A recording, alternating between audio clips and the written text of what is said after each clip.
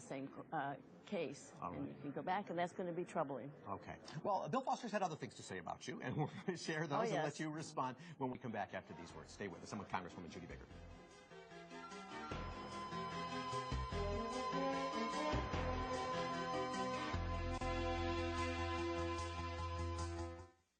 When news breaks, be the first to know. Go to the Chicago Breaking News Center at CLTV.com.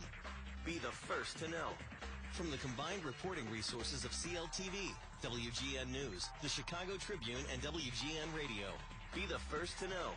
Breaking news 24/7. Get the latest headlines. Stay on top of the story. See where news is breaking. The Chicago Breaking News Center at CLTV.com. Be the first to know. I'm sorry, I had to tell you that you have a brain tumor. The only option we have is surgery. T-cell lymphoblastic non-Hodgkin's lymphoma. You have to grow up fast when you have cancer. You don't have a childhood anymore, right? Right. A year later, they scanned me again for a checkup, and I had 4 tumors that came back behind my kidneys next to my spine. And what had happened was the explosion cut my legs and my hand off instantly. And that's when I decided to look down, and as I looked down, they tried to force my head back down to the ground. But I saw what had happened. They worked for 12 hours on me. I died on the table. My husband never lost faith. He knew I was coming home to my kids. The fact that we were able to catch it at an early stage meant that she has a good chance of surviving. You can't quit. It was the best advice ever, and we passed that on. Recovery was about fighting. 20 years ago when he was going through cancer treatment, I couldn't see anything good in it. But today I see that just maybe there was a bigger reason for it. It's taught me that, you know, there's still everything out there that I can do. There's not a whole lot that I can't do. This is a second chance in life for me. I'm a very blessed and lucky person.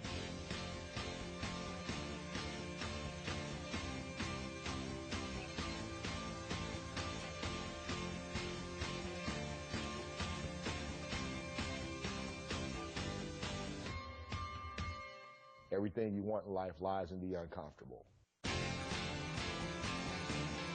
If you or someone you know has an inspirational story, we want to hear about it. Post your story to our Facebook page or email us at livinghealthy@tribune.com. This week on Chicago's Best, it's all you. Thursday night at 8 on CLTV.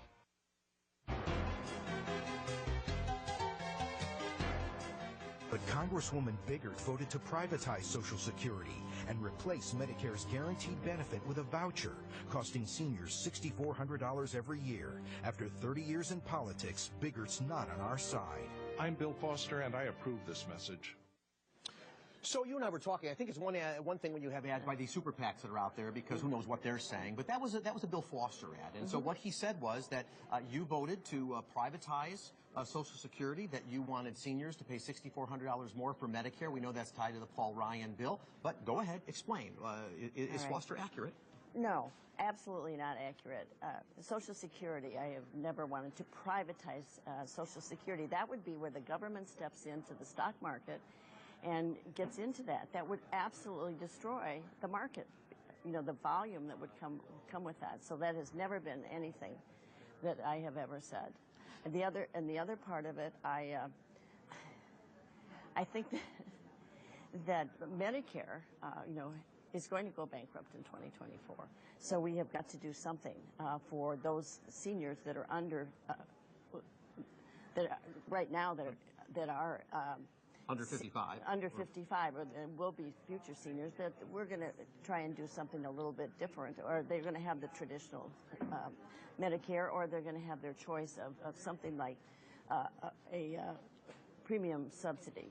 But it's my opponent that really has voted to remove $700 billion from Medicare and to pay for the affordable health care. Well, that's been that challenge of Obamacare, is what you're talking about. That Obamacare took $716 billion from Medicare, but the president's response to that is that Paul Ryan's budget called for the very same thing. It was the savings in the waste in the system is what the response to that is.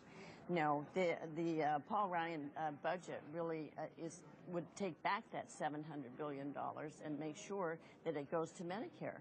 There was a change. There was a Ryan budget that did take the $716 right, and that's changed, and it's not in effect.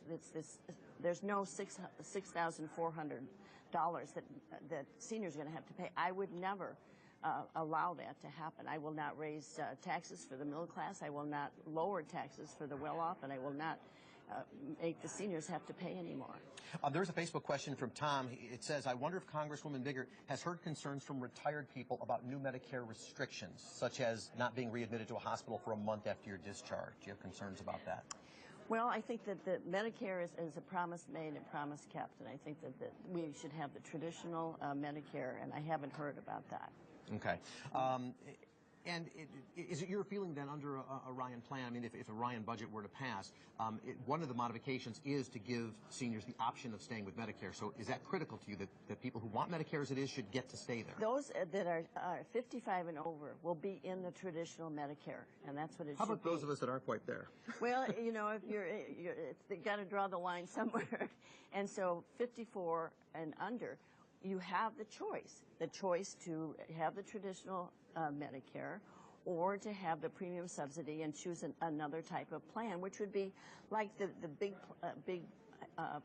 plans that people are in, where you spread out the risk. You know, you mentioned taxes, that you wouldn't cut taxes or for the wealthy or lower or increase them for the middle class. Mitt Romney's plan is a 20% tax cut across the board, which mathematically produces a $5 trillion cost that has to be covered. And it appears nobody can ever actually get him to tell you how he's going to cover it, except to say we're going to close loopholes and we'll do it that way. But a lot of people fear that what will happen, and the reason he's not being really specific, is because it's the home mortgage deduction, it's the charitable contribution. Even the president has talked about eliminating those. That's always been a lot of concern to the middle class. Well, and I'm concerned about that. I think that those are probably the two most important, particularly the mortgage insurance, which really affects the middle class and everybody, and the donations too. That we don't want to cut that back to help the most vulnerable people through the charity donations. But there's other loopholes, cap deductions, inclusions.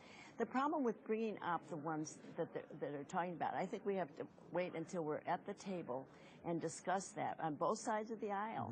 Because once you start talking about it, somebody's going to say, well, that's my benefit. And the other side said, well, that's not mine, so I want to do that. That really has to put that in as a discussion. And I hope that we'll be able to really get together and do that. It's an important issue. We're just about a half a minute before our next break, but Obamacare, you and I have talked about this before. I know you were not a fan of it and voted against it, but let me ask you, there are some good things in there, and the pre-existing injuries, even Romney has supported those. Sure. Do you believe in repeal and replace, or do you believe in let's repair what we have? Well, I think with the 2,700 pages that there's a lot in there that people don't even know yet, like the 21 taxes that are in there. So I think we need to repeal and replace and do associated health plans to be able to cross state lines so we have more competition in the health insurance. The biggest thing is really working with medical malpractice, or tort reform, we call it. So the doctors right now are really doing defensive medicine, and it used to be you call the doctor and say, well, take 2 aspirin and call me in the morning. Now it's come in, you got to get a CAT scan, you got to get an MRI, you got to get all the blood tests. Well, and that's some of the ways I think even the president's been talking about has to go away. All right, let's take a break. When we come back, I want to talk to you. I want to try and don't have so much time, but I want to talk about some social issues with you, because that's been on the front burner, and in the wars. We're going to get to all of that after these words. Stay with us.